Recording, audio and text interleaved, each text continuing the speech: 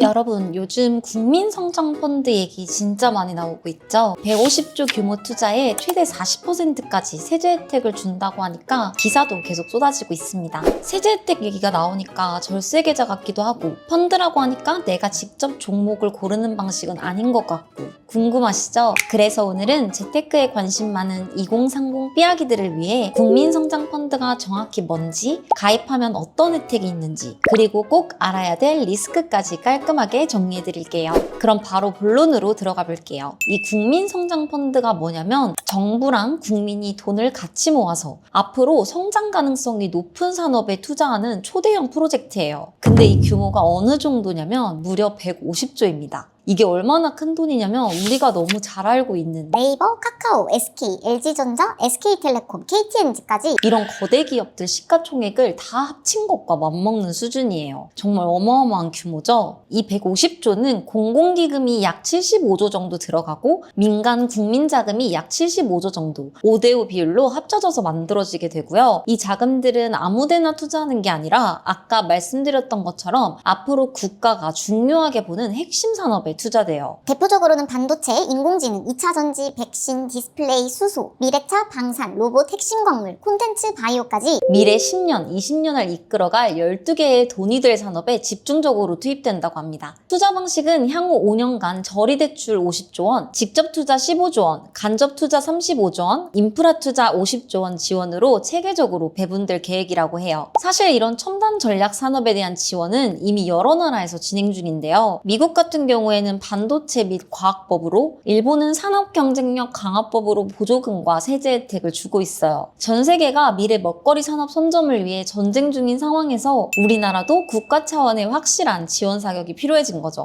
하지만 액수도 크고 정부가 주도하는 만큼 믿을 수 있는지도 진짜 중요하겠죠. 이 투자는 정부가 단독으로 결정하지 않고 금융권, 산업계 최고 전문가들이 투자심의위원회를 구성해서 의사결정을 같이 내린다고 하고요. 주요 결정사항은 국회 및 관계부처와 실시간으로 투명하게 공유할 예정이라고 합니다. 전문성, 투명성, 그리고 공정성까지 나름 3박자를 모두 갖추려고 노력한 초대형 프로젝트인 거죠. 그럼 이제 국민성장펀드가 뭔지는 알았고 우리한테 가장 중요한 건 혜택이겠죠. 정부가 밀어주는 투자인 만큼 정말 좋은 혜택들이 있는데요. 첫 번째 혜택은 바로 20%까지 원금을 방어해주는 장치가 있다는 거예요. 사실 투자하면 무서운 게 바로 손실이죠. 수익이 나면 노동보다 쉽고 달콤하게 돈을 벌 수 있지만 반대로 손실이 나면 순식간에 내 원금을 잃을 수도 있잖아요. 근데 이 펀드는 나라에서 1차적으로 20%까지 손실을 방어해준대요. 펀드 전체 수익률이 마이너스가 나더라도 20%까지는 정부 재정을 투입해서 원금을 보전해준다는 거죠.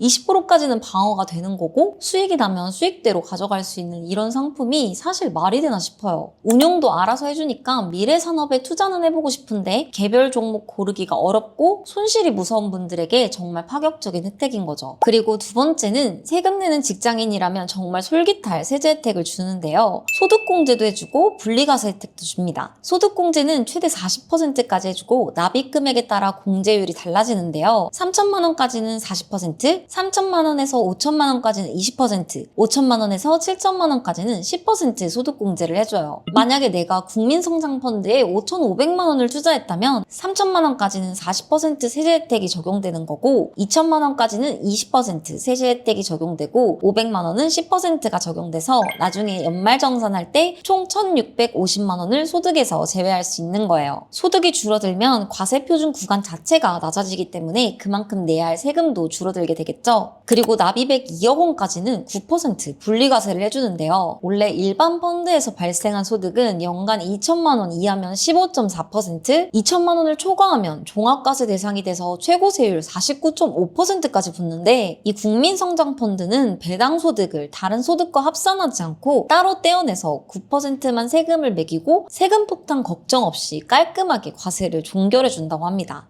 정리해보면 국가 미래산업에 투자도 하고 세금도 아끼고 원금까지 든든하게 방어해주니 2030 입장에서는 새로운 재테크 상품이 나온 거죠. 그럼 어떤 사람이 가입이 가능하냐? 그냥 대한민국에 거주하는 국민이라면 참여가 가능하다고 보면 돼요. 별도의 자격 제한을 두고 있진 않습니다. 대신 가입일 직전 3개년 과세 기간 중 1회 이상 금융소득 종합과세 대상자의 경우에는 가입은 가능하지만 앞서 말씀드렸던 소득공제나 저율 분리과세 같은 핵심 세제 혜택에서는 제외된다고 합니다. 그리고 날짜도 궁금하실 텐데요. 딱 정해진 건 아니지만 26년 2분기나 3분기 중으로 은행, 증권사 등을 통해 공모펀드가 판매될 예정이고 구체적인 참여 절차나 판매 일정은 추후 정책 발표를 통해 안내될 예정이라고 합니다. 혜택들을 살펴봤는데 혜택이 좋다고 해서 무조건 묻지마 투자를 해서는 안 되겠죠? 가입하기 전에 반드시 확인해야 할 주의할 점도 알려드릴게요. 첫 번째는 원금 방어에 대한 부분이에요. 20%까지는 원금을 보전해준다고 하지만 예금이나 적금처럼 원금 보장 상품은 아니에요. 말 그대로 펀드이기 때문에 운용 결과에 따라 얼마든지 손실이 날 수 있는 상품인 거죠. 운 나쁘게 글로벌 경제 위기나 정책 실패로 30-40%의 손실이 나온다면 초과분인 1-20%는 원금 보장이 되지 않는 거죠. 완전 안전한 상품이 아니라 손실폭을 완화해주는 상품이란 걸 꼭 기억해야 됩니다. 두 번째는 의무 가입 기간인데요. ISA 계좌와 마찬가지로 이 상품도 3년 동안 투자해야 되는 상품이에요. 결혼이라든지 주택이나 자차 구입이라든지 개인적으로 3년 안에 목돈이 필요한 상황이라면 가입을 고려해 보시거나 그냥 여윳돈만 넣어두는 방향으로 가셔야 돼요. 3년을 유지하지 못하고 중간에 해지하게 되면 그동안 받은 소득공제 혜택을 모두 뱉어내야 되거든요. 투자 생각이 있다면 개인적인 상황도 꼭 고려해 보셔야 됩니다. 세 번째는 정부가 주도하는 정책형 펀드이기 때문에 정권이 바뀌거나 국가재정 상황이 어려워지거나 정부가 기대했던 만큼의 지원을 지속하지 못하면 운영 방식이 일부 조정될 가능성이 있다는 거예요. 과거 사례들을 보면 재정 상황에 따라서 정책 우선순위가 바뀌고 약속했던 지원 규모가 줄어드는 일들이 종종 있었거든요. 그리고 투자 대상이 반도체나 AI 같은 널뛰기가 심한 산업인 만큼 기대했던 것만큼 수익이 보장되는 상품이 아니라는 거 꼭 기억하세요.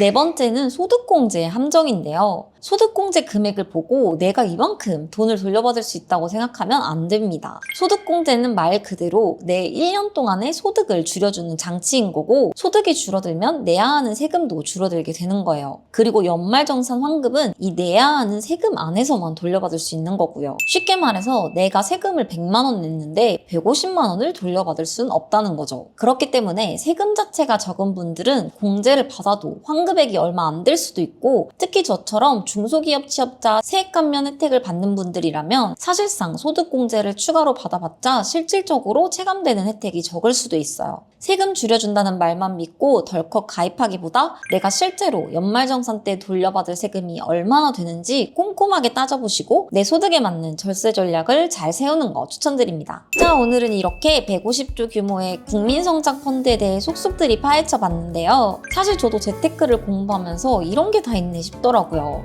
세제 혜택부터 원금 방어 장치까지 잘 활용하면 2030에게 정말 좋은 기회가 될 것 같다는 생각도 들고요. 다만 제가 오늘 드린 정보는 투자를 결정하시는 데 도움을 드리기 위한 것일 뿐 절대 가입을 강요하거나 투자를 권유하는 건 아닙니다. 그냥 오늘 영상이 삐약이 분들의 자산관리 전략을 세우는데 하나의 참고자료가 되었길 바래요. 출시 예정일이나 가입 방식 등 새로운 소식이 나오면 빠르게 정리해서 돌아오겠습니다. 오늘 내용이 도움되셨다면 구독과 좋아요 부탁드리고요. 저는 다음 영상에서 뵙겠습니다. 안녕.